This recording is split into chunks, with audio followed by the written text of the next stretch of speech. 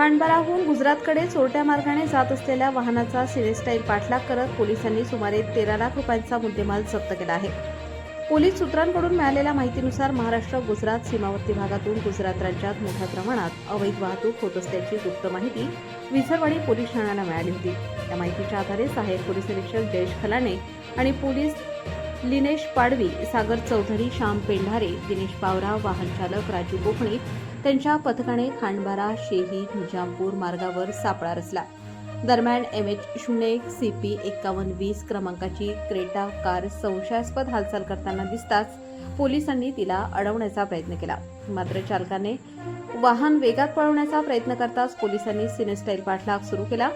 त्या थरारक पाठलागात एका शेतकऱ्याच्या मदतीने ट्रॅक्टर रस्त्यावर आडवा उभा करण्यात आला. अचानक निर्माण झालेल्या अडथळ्यामुळे तस्करांचे वाहन थांबले. मात्र चालक वाहन उभे करून घटनास्थळावरून फरार झाला. तपासात कारमध्ये देशी विदेशी दारूचे खोके तसेच नामांकित कंपनीच्या बिअरच्या पेट्या आढळून आल्या. जप्त करण्यात आलेल्या दारूची किंमत सुमारे 2,99,000 रुपये तर कारची किंमत 10 लाख रुपये असल्याचे पोलिसांनी सांगितले. या प्रकरणी विसरवाडी पोलीस ठाण्यात गुन्हा दाखल करण्याची प्रक्रिया सुरू असून फरार तस्कराचा शोध सुरू केला आहे.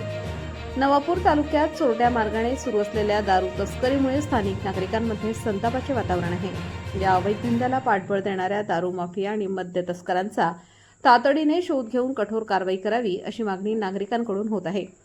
पोलिसांची खाकी पाहून तस्करांच्या मनात भीती निर्माण झाली पाहिजे अशी ठाम भूमिका नागरिकांनी मांडली आहे. रईस शेख, विसरवाडी.